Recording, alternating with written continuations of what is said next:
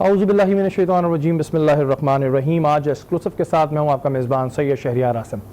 Corona virus की सूरत हाल इस वक्त आप सबके सामने है और अगर हम देखें तो आज मज़ीद सूरत हाल काफ़ी ख़राब हो चुकी है और काफ़ी केसेस जो हैं वो सामने आ रहे हैं।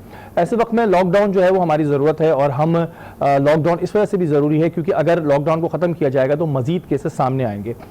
इसके अलावा अगर हम बात करें राशन के हवाले से तो बहुत सी NGOs जो है वो राशन का काम कर रही हैं, राशन बांटने का काम कर रही हैं। उसके अलावा हुकूमत की जानिब से भी जो है वो काफ़ी हम सुनते हैं ऐलानात के जो है राशन बांटना जाएगा, लेकिन आवाम अभी भी क्यों हमें परेशान दिखाई देती है। ऐसे बहुत से सवालात हैं जिसे आज हम जिसके साथ मौजूद हैं।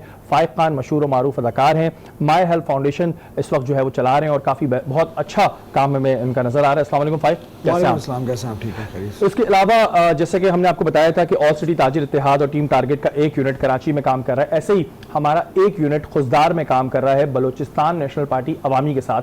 और जितने भी वहाँ पे लोग हैं, जितने भी लोग इस वक्त परेशान हैं और जो लोग इस वक्त में जिनका रोजगार बंद हो गया उनको घर घर राशन जो है वो तकसीम किया जा रहा है। हमारे साथ लाइन पे मौजूद हैं ज़िया ज़हरी साहब, बलूचिस्तान नेशनल पार्टी अवामी से इनका ताल्लुक है। अस्सलाम वालेकुम ज़िया। वालेकुम सलाम। ज़िया, इस वक्त आप क्योंकि दुबई में हैं और वहां से आप लाइट नहीं आ पा रही हैं, लेकिन काम है खुजदार में, वो हम देख भी रहे हैं और खबरों में भी चल रहा है कि काफ़ी अच्छा जा रहा है। मुझे अभी सूरत हाल बताइएगा कि इस वक्त खुजदार की क्या पोजीशन है और कितने राशन अब तक बांटे जा चुके हैं।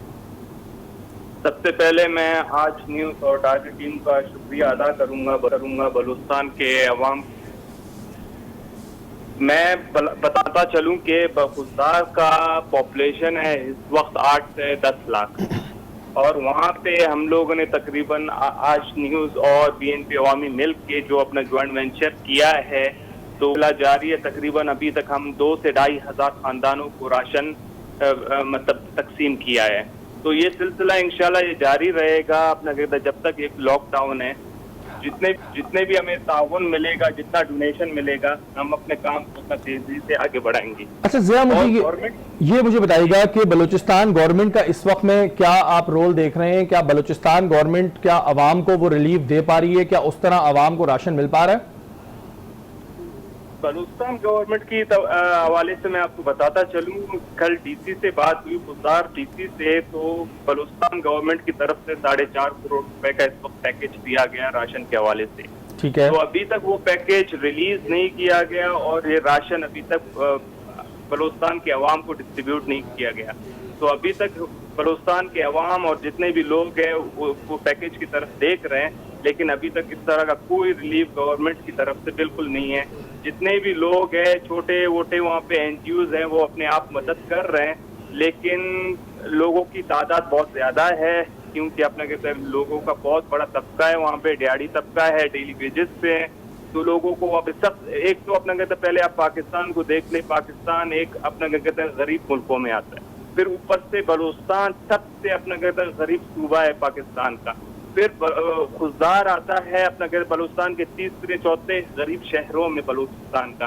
तो आप खुद अंदाजा लगा ले तो बलूचिस्तान का अवाम का क्या होगा जब अपना कहते उनका ट्रांसपोर्ट भी बंद होगा, उनके छोटे छोटे दुकान कारोबार हैं वो भी ठप होंगे, बंद होंगे।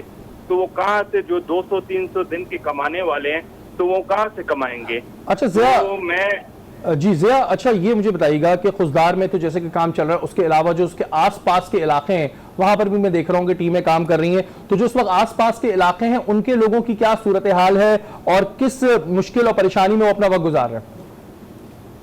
आसपास की, क्योंकि अपना कहते खुजदार तो एक सिटी है, अगर आसपास आप जाओ तो अपना कहते हमारे काफी रूरल एरियाज हैं, तो वहाँ पे लोगों का एक तो ट्रांसपोर्ट आना जाना शहर की तरफ बंद है क्योंकि अपना क्या कहते हैं जो अपना शहर है सिर्फ एक खुजदार है जहाँ पे चंद यूटिलिटी स्टोर खुले हुए हैं जो राशन के लिए जो पूरे डिस्ट्रिक्ट को अपना क्या कहते हैं सप्लाई करते हैं।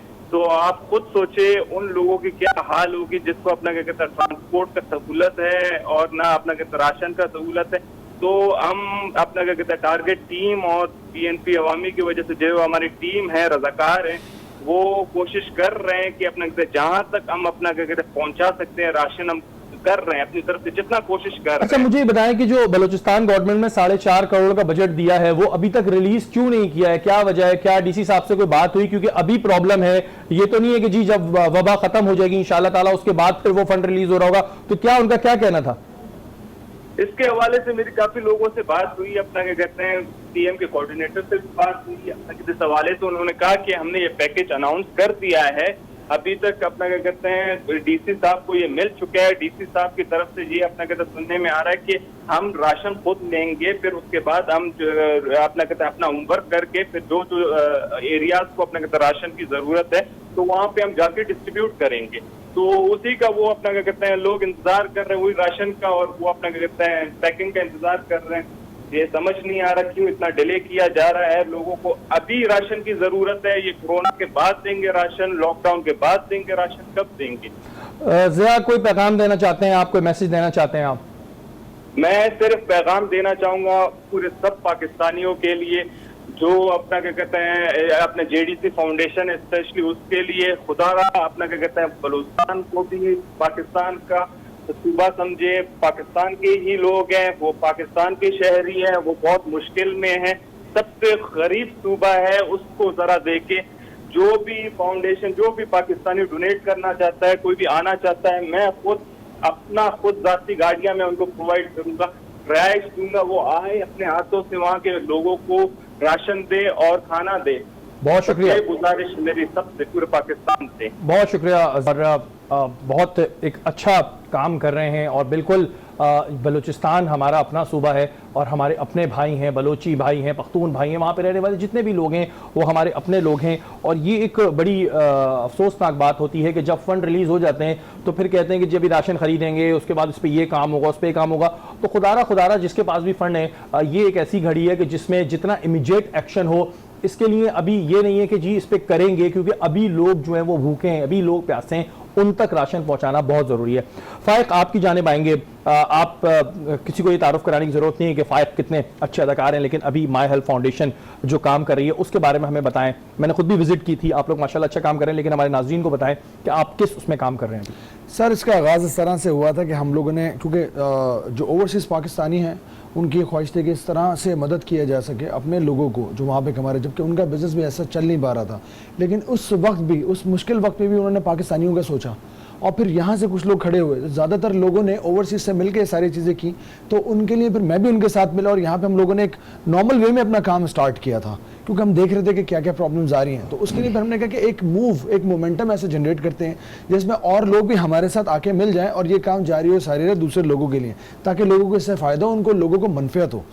अब चूंकि ज़ाहिर सी बात है, अब एक मोमेंटम जो है वो बढ़ता चला जा रहा है, तो हम थोड़ा सा, क्योंकि प्रॉब्लम जो है ना वो डीप रूटेड है, तो हमें पता है कि यार क्या क्या मसले मसाइल हैं। तो अब ये काम करने के बाद अंदाज़ा हो रहा है कि भूख अफलास इस वक्त कितना फैला पड़ा हुआ है। इस वक्त लोग ऐसे हुए हैं कि मैं आपको बता नहीं सकता। और जब उनके हाथ में कोई राशन पैक जाता है, वो झोली भर भर के दुआ दे रहे होते हैं। वो जो दुआ होती है ना वो हमें फिर ड्राइविंग फोर्स हमारे लिए बनती है। अच्छा फाइक, क्योंकि मैं ये बात बताऊं, आवाम जो देख भी रही है कि मैंने ज़िंदगी में पहली दफ़ा राशन के हवाले से काम किया, तो बहुत हमने काम किए हैं, लेकिन अगर कोई मुझसे पूछेगा तो सबसे मुश्किल काम होता है। अगर कोई मुझसे पूछे, मैं कहूँगा दुनिया का सबसे मुश्किल काम है कि आप राशन की तकसीम करें और अपने ऊपर काबू रखें। क्या प्रॉब्लम्स आ रही हैं? क्योंकि हम ये देखते हैं कि ज़ाहिर लोगों को होप बहुत होती है, उम्मीदें बहुत होती हैं, होनी भी चाहिए, लेकिन ज़ाहिर हमारी भी कुछ लिमिटेशंस होती हैं कि हम उतना नहीं डिलीवर कर पाते। तो इस तरह की प्रॉब्लम्स कितनी फेस कर रहे हैं? सर, बहुत प्रॉब्लम्स फेस कर रहे हैं। स्पेशली देखें, ये जो राशन की जो तकसीम है, इसकी जो तरसील है ना, इसका कोई फिनोमिनल मॉड्यूल नहीं है। अब इससे रिलेटेड मैं किसी को ब्लेम नहीं कर सकता। ऑफ कोर्स रियासत अपने तय कोशिश कर रही है जितना उसको करना चाहिए, लेकिन ये जो इंटेलेक्चुअल डिसऑनेस्टी है, इसके लिए मैं किसी को मुर्द इल्ज़ाम नहीं ठहरा सकता। हमें प्रॉब्लम्स अब जो आना शुरू हो गई वो ये आना हो गई हैं कि इतने सारे माशाल्लाह हमारे मुल्क में मुखय्यर हजरात हैं। कोई 2-3 पर्सनालिटी को या 2-3 नाम ही आप ले, वो पूरा पाकिस्तान 2 महीने के लिए खिला सकते हैं, लेकिन निकल के ना आगे नहीं आ रहे, उस तरह से नहीं डोनेट कर रहे हैं। हम लोगों ने तो पैसे भी ज़्यादा नहीं मांगे, हम तो कह रहे हैं यार आप एक काम करें, 1000 किलो दाल दे दें, 1000 किलो चावल दे दें, आप 400 किलो चीनी दे दें, फलाना दे दें, ढिमाके दे दें, हम इसको पैक करके दे देंगे। हमारे पास टीम अच्छी है, हमारे पास टीम बेलॉस काम कर रही है, बगैर किसी पैसे के काम कर रही है, रात दिन काम कर रही है, खाने भी नहीं खा रही होती, वो काम कर रही होती है। इसके अंदर लोगों को जाके अपने रिस्क ऊपर जाके जो वो बांट रहे होते हैं। एक बंदा हमारा क्वारंटीन में भी चला गया था शक्कू को शुबात के बुनियाद पर। तो हमें इस तरह के मसाइल पेश करने होते हैं। मैं आपके इस प्लेटफॉर्म से जितने भी लोग देख रहे हैं मुझको, स्पेशली कॉर्पोरेट सेक्टर, खुदा के वास्ते वो आगे आए, मैं अपने लिए नहीं कह रहा कि ये टी शर्ट मैं अपने फाउंडेशन की पहन के बैठा हुआ हूँ, मैं अपने लिए नहीं कह रहा। आप किसी भी एनजीओ की मदद करें, हमारी मदद करें, हम आगे बढ़ेंगे। इस वक्त तो मदद की जरूरत है और ये तो हालात हैं इस वक्त। फाइक एक चीज और हम देख रहे हैं कि बहुत से लोगों ने इस वजह से भी अभी अपना हाथ पीछे कर लिया है कि उनका ये कहना है कि जी राशन जो है वो बिक रहा है मार्केट में, और ऐसे अवामिल हैं, इसमें कोई दो राय नहीं है, जो राशन चोरी भी कर रहे हैं और दूसरों का हक भी मार लेते हैं। इनके लिए क्या प्लेटफॉर्म हो, क्योंकि मैं ये देखता हूं कि जितनी भी एनजीओज हैं वो एक प्लेटफॉर्म पे नहीं है। मुझे नहीं पता कि आप किस एरिया में कर रहे हैं या कोई दूसरी एनजीओ किस एरिया में कर रही है। इसके लिए आप समझते हैं कि मैकेनिज्म होना चाहिए कि आपस में एक ये हो कि जी इस एरिया को हमने कवर कर लिया है, अब अगर आप चाहें तो इस एरिया को कवर कर ले, कुछ ऐसा मैकेनिज्म होना चाहिए। सर मैकेनिज्म हम लोगों ने इस तरह से स्टार्ट किया था कि हदीस के मुताबिक हमने पहले अपने अतराफ में देखा, अपने रिश्तेदारों में देखा, वहाँ कोई नहीं मिला तो हम लोगों ने थोड़ा सा चंद फरलांग जाके देखा, हम लोगों ने कुछ झोपड़ियाँ थी, हमने वहाँ से स्टार्ट किया। उसके बाद में फिर पेज बनाया तो रिक्वेस्ट इधर उधर से आना शुरू हो गई। हमने फिर ये सिलसिला किया कि अगर हमारे पास कोई 500 फोन कॉल्स आती थी ना तो हम उनसे डेटा कलेक्ट करने की कोशिश करते थे, फोन पे कुछ चंद ऐसी बातें पूछने की कोशिश करते थे कि जिससे हमें यह पता चले कि हाँ अगर ये मुतवस्सित तबके से ताल्लुक रखते हैं तो ये कितने सफेद पोश हैं, ये कितने मुस्तहिक हैं। उससे हमें इस बात का इदराक हुआ कि नहीं यार ये तो वाकई में मुस्तहिक है, यार ये तो वाकई सफेद पोश लोग हैं जो बोलने में आर महसूस करते हैं। और ऐसे लोगों से हम जाके मिले डोर टू डोर कि जिनके हाथ में जब आपने थैला थमाया है ना राशन का, उन्होंने हमसे नजरें नहीं मिलाई और हम भी नजर थे कि बस आंसू भरे होते थे। बिल्कुल जी, ये चीज जो फाइक ने कही है ये चीज बहुत अहम है कि जो सफेद पोश तबका है वो इस वक्त में सबसे ज्यादा मुश्किल में है, क्योंकि ना तो वो किसी से मांग सकता है और ना वो अपना दर्द खुल के बयान कर सकता है। बोलना चाह रहे होते हैं लेकिन ज़ाहिर उनके अल्फाज उनका साथ नहीं दे रहे होते। ये एक्सपीरियंस आप तब करेंगे जब आप इस काम में आएंगे। यहाँ वक्त हुआ एक ब्रेक का, ब्रेक के बाद हाजिर होते हैं।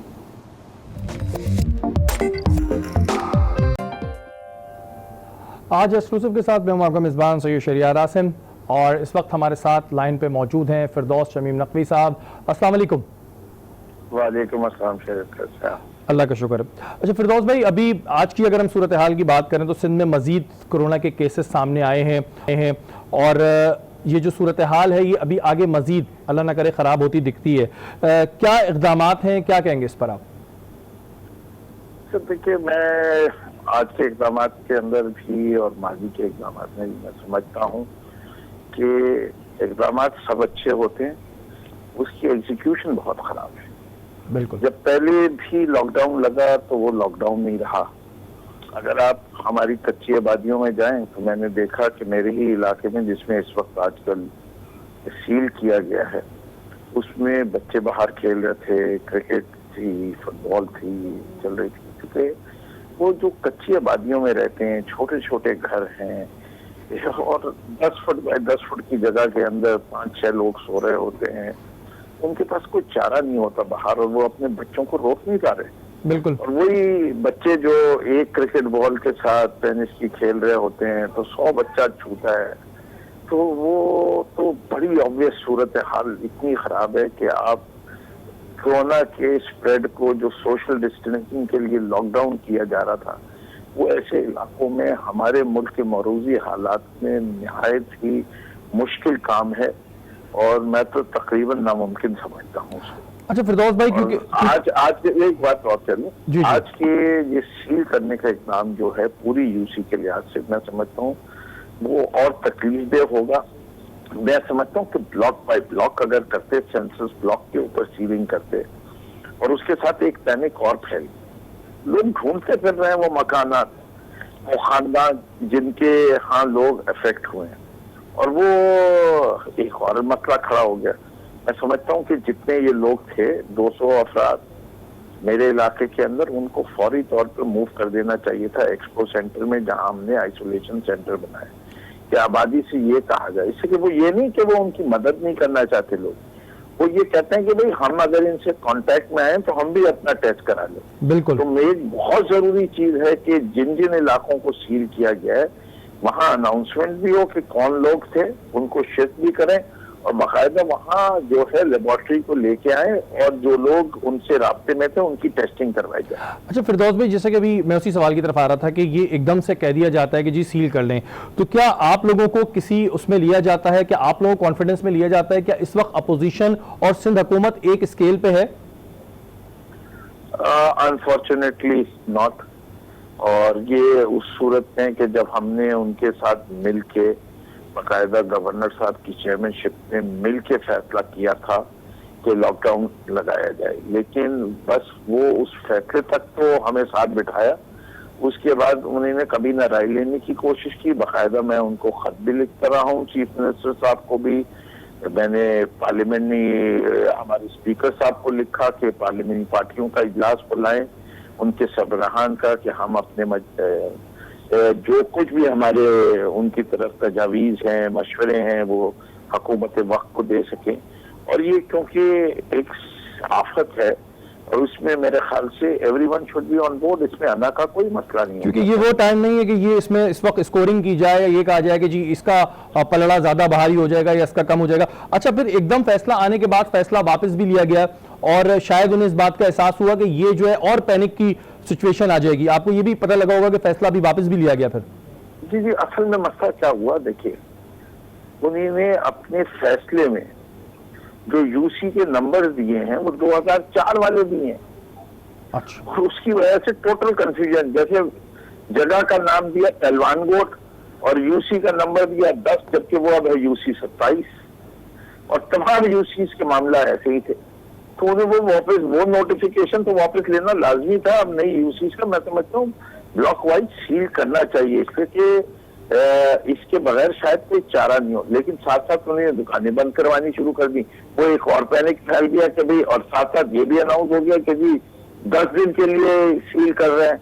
तो लोग परेशान होने के लगे कि 10 दिन के लिए खाना पीना कहाँ से आएगा। अच्छा फिरदौस भाई देखें, जिनके पास पैसे भी हैं वो भी जाके कहाँ से खरीदेगा, दुकानें बंद हो जाए। एक पैनिक सिचुएशन आ गई थी फिरदौस भाई, लेकिन इसका फिर सिस्टम, क्योंकि ये काफी दिनों से अब मामला चल भी रहा है और जाहिर आगे भी मजीद लॉकडाउन का खदशा है, जो कि एक तरीके से ठीक भी है क्योंकि अभी लॉकडाउन करना तो एक मजबूरी है।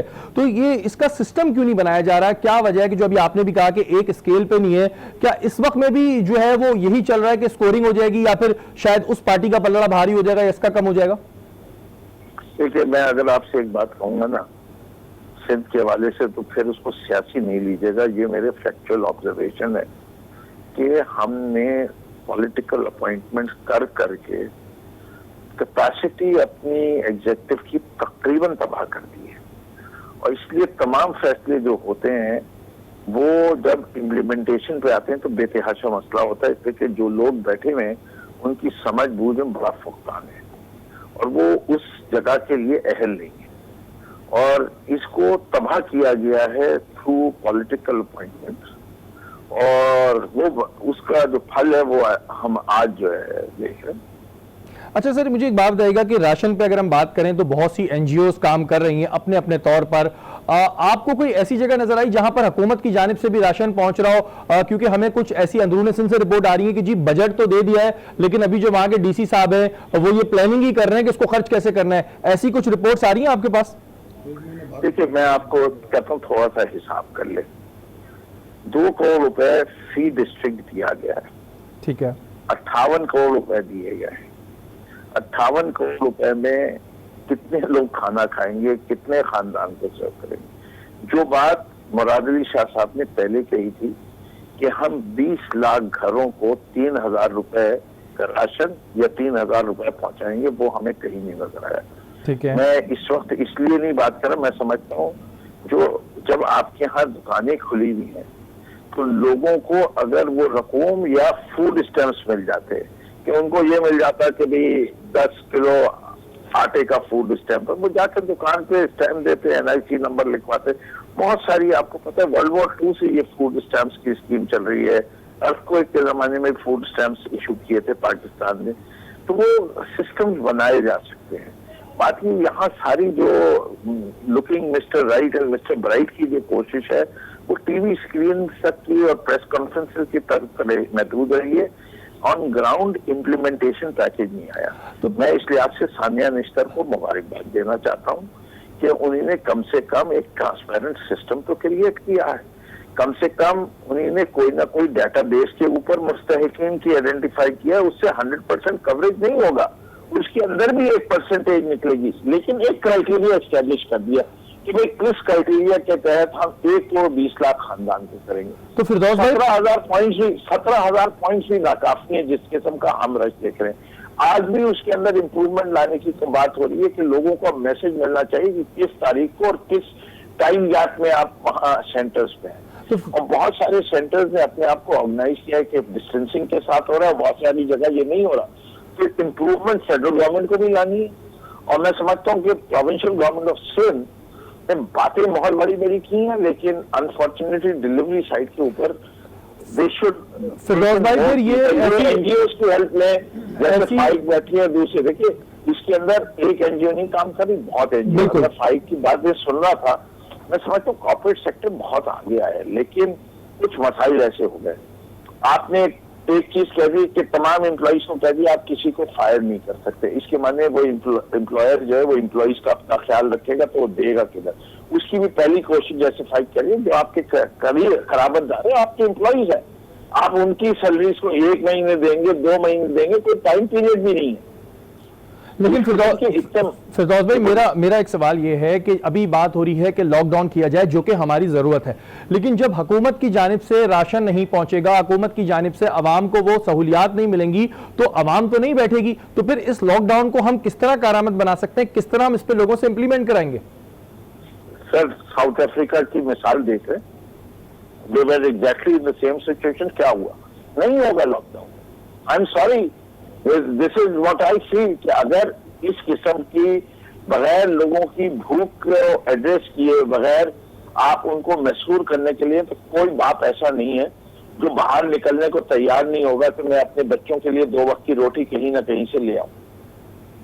ये जी इस वक्त में सिचुएशन जो है ये मजीद ख़राब होती जा रही है और इस पर सिंध हुकूमत को जो है वो बहुत सोचना होगा। कोई मैसेज देना चाहेंगे आप सर?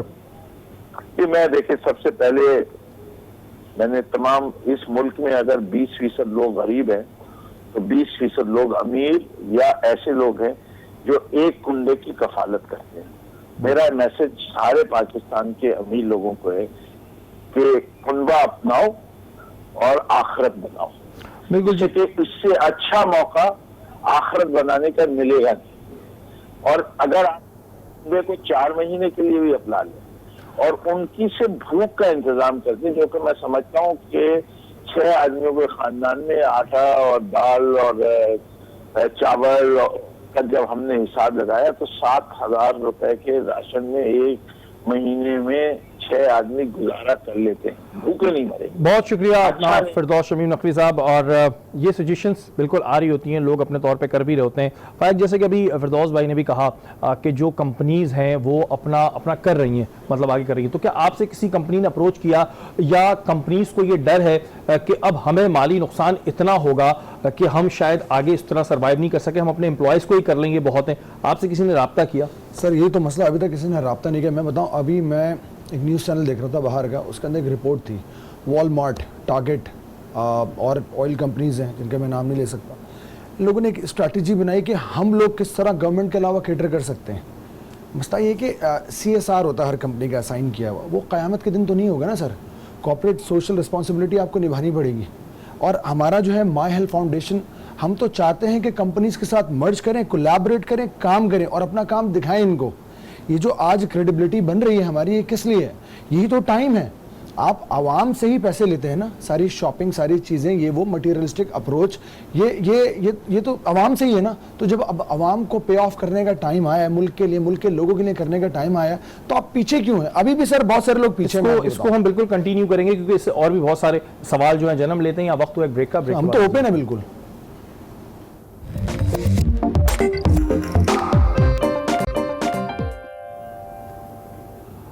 आज एक्सक्लूसिव के साथ मैं हूं आपका मेज़बान सैयद शहरियार आसिम। ब्रेक से पहले हमारी बात हो रही थी कि जो मुखय्यर हजरात हैं या बड़ी कंपनीज़ हैं, क्या वो किसी डर की वजह से आगे नहीं आ रही हैं या फिर वजूहात क्या हैं? फाइक, कहीं जो कंपनीज़ हैं, जो बड़ी कंपनीज़ हैं या मुखय्यर हजरात हैं, उन्हें ये तो डर नहीं है कि अभी माशी बुरान और आना है, हमें अपने एम्प्लॉयज़ को भी लेके चलना है, तो पहले वो उनको देख रहे हैं, इस वजह से आगे नहीं आ रहे?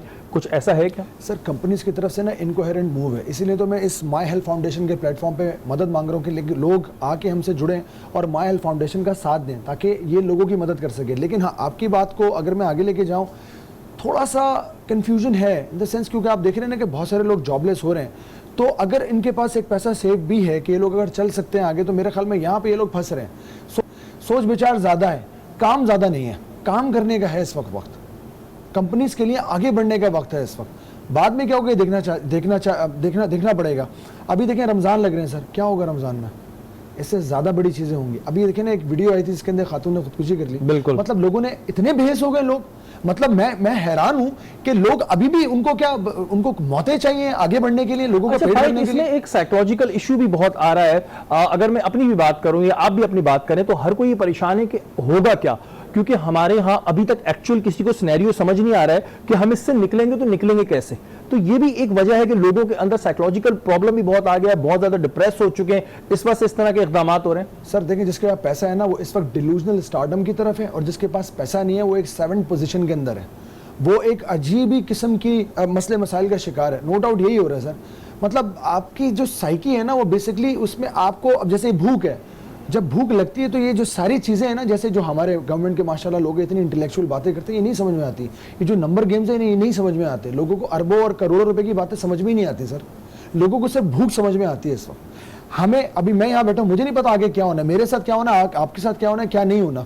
मुझे ये पता है कि जो लोग हैं ना हमारे मुल्क के, हमारी जो कौम है इस वक्त भूखी है, उनकी भूख का कुछ तदारुक होना चाहिए, इसका इदराक होना चाहिए। अच्छा भाई, एक चीज़ और है कि हमारे यहाँ अगर हम ड्रामा, क्योंकि आपका ड्रामा इंडस्ट्री से भी ताल्लुक़ है और काफ़ी पुराना ताल्लुक़ है, तो ड्रामा इंडस्ट्री में ऐसे बहुत से एक्टर्स हैं हमारे जो बेचारों को कभी कभी काम मिलता था और उनको ज़ाहिर पे इतनी नहीं मिलती, और अभी जो ड्रामास हैं वो बिल्कुल ही बंद हुए हुए हैं। उनकी तरफ से कोई राब्ते हो रहे हैं आपके, या उनकी कोई लिस्ट है कि जो बेचारे हमारे एक्टर्स हैं लेकिन उनके पास पैसे नहीं है या उनके पास राशन नहीं है, कुछ इस तरह की आप लोगों के पास आ रही हैं? हमारे पास राब्ते हुए हैं बिल्कुल, और हमसे जितना हो सके हमने उनको देने की कोशिश की। लेकिन देखिए, हम एक राशन का थैला दे के ये एक्सपेक्ट नहीं कर सकते कि वो राशन का थैला उनके पास पूरा महीना चलेगा। बिल्कुल, ऑफ कोर्स वो ज़्यादा से ज़्यादा खींच लेंगे तो 12 दिन खींच लेंगे। अगर हमने 15 दिन पहले, माई हेल्थ फाउंडेशन ने 15 दिन पहले लोगों को देना शुरू किया है और वही बंदा आज दोबारा मांगता है, तो वो बिल्कुल हक में जानिब है। क्यों नहीं मांगेगा वो? जाहिर सी बात है, वो राशन कितना चलेगा?